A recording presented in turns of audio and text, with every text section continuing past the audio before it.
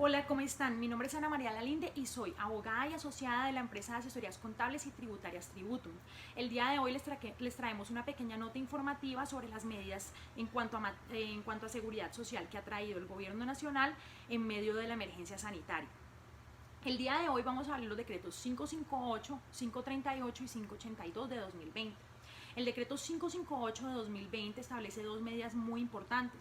En primer lugar, una reducción a los aportes al sistema general de pensiones y en segundo lugar, unas medidas para proteger a los pensionados bajo la modalidad de retiro programado. En cuanto a la disminución de aportes, la Ley 100 de 1993 establece que los aportes al sistema general de pensiones se harán sobre un 16% del ingreso. En cuanto a este decreto, el 558, que establece una medida transitoria para los meses de abril y mayo, que se pagan en mayo y junio, da la posibilidad de acogerse una tarifa del 3%. Esto con el fin de brindarle liquidez a los colombianos en este momento de crisis económica. Veamos en un pequeño ejercicio cuál es la diferencia entre hacer la cotización al 16% y al 3%. En cuanto al 16%, si se es un empleado. En Colombia, los empleados, las personas que están vinculadas a su trabajo bajo un contrato laboral, realizan sus pagos a seguridad social de esta manera. El empleador paga el 75% y el empleado paga el 25%. Es decir, que una persona que es empleada, ¿cierto? Debe hacer y gana 1.000.000 de pesos, debe hacer un aporte mensual de 160.000 pesos a pensión, de los cuales 120.000 pesos van por cuenta del empleador y 40.000 pesos por cuenta del empleado.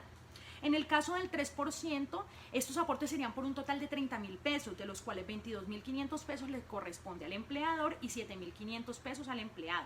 Es decir, que hay un ahorro de 130.000 pesos. En cuanto al independiente que gana 1.000.000 de pesos, recordemos que los independientes son los encargados de hacer la totalidad de sus aportes a seguridad social y que lo hacen sobre el 40% de sus ingresos. Entonces, un independiente que gana 1.000.000 de pesos, a la tarifa del 16% deberá hacer un aporte de 64.000 pesos, a la tarifa del 3% un aporte de 12.000, es decir, que hay un ahorro de 52.000 pesos. Es importante tener en cuenta que esto es opcional, escoger el 16 o el 3%, y hay que mirar la incidencia tributaria que esta disminución de aportes va a tener en la declaración de renta por el año gravable 2020 que se hace en el año 2021. ¿Qué va a suceder? Al disminuir nosotros nuestro ingreso, nuestros aportes al sistema general de pensiones, se reduce lo que se considera el ingreso no gravado, es decir, que nuestra base en la retención en la fuente se va a ver ampliada y por lo tanto para los meses de abril y mayo va a haber una mayor retención en la fuente. Entonces es importante que tengamos en cuenta esto para cada caso en particular y ver qué conviene más, si seguir a la tarifa del 16% o acogerse a la tarifa del 3% y tener una mayor liquidez durante esos 2 meses. En cuanto a las medidas de protección a los pensionados bajo la modalidad de retiro programado, estas personas estaban vinculadas a los fondos privados de pensiones, ahora estarán vinculados a Colpensiones. Esto es con el fin de poder garantizar que sigan recibiendo el valor de su pensión de manera vitalicia. Esto es solamente para los pensionados que devengan un salario mínimo mensual legal vigente. Entonces ellos ya no estarán vinculados a las entidades privadas, sino que ahora quien estará encargado del pago de sus mesadas pensionales será Colpensiones. Bueno, y en cuanto al decreto 538 tiene un beneficio muy importante y dice que durante el término de la emergencia sanitaria y hasta el mes calendario siguiente, es decir, hasta el 30 de junio, no se causarán intereses moratorios por las cotizaciones al Sistema General de Seguridad Social Integral que se hagan de forma extemporánea. Con eso hay que tener mucho cuidado porque no se generará el interés moratorio, pero se entrará en mora. Y entrar en mora significa que podría haber fallas en la prestación del servicio de salud. En cuanto al decreto 582, establece unos lineamientos para la protección de los pensionados y de los afiliados a BEPS.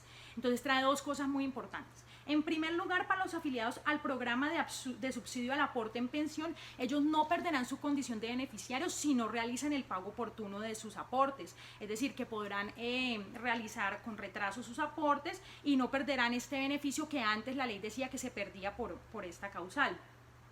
También elimina el requisito de pagar autenticado para las personas que quieran autorizar a terceros para el pago de mesadas pensionales y para el pago de anualidades de los BEPS, es decir, que los pensionados mayores de 70 años, ojo, solo los mayores de 70 años, no tendrán que emitir un poder y autenticarlo en la notaría, sino que podrán hacer un escrito con su firma acompañándolo de su documento original de identidad. Es importante saber que para que el tercero pueda reclamar esta mesada o esta anualidad, debe antes hacer una verificación de identidad ante el banco con el fin de evitar posibles fraudes a los pensionados. Bueno, y con esto terminamos respecto de estos 3 decretos. Recuerden que es una pequeña nota informativa. Si quieren conocer un poco más a fondo los decretos, aquí abajo dejamos los links a las normas y también les dejamos un link para que vean una presentación sobre el tema y nuestros datos de contacto si desean conocer un poco más de su caso en específico. Los esperamos próximamente en otro video. Hasta luego.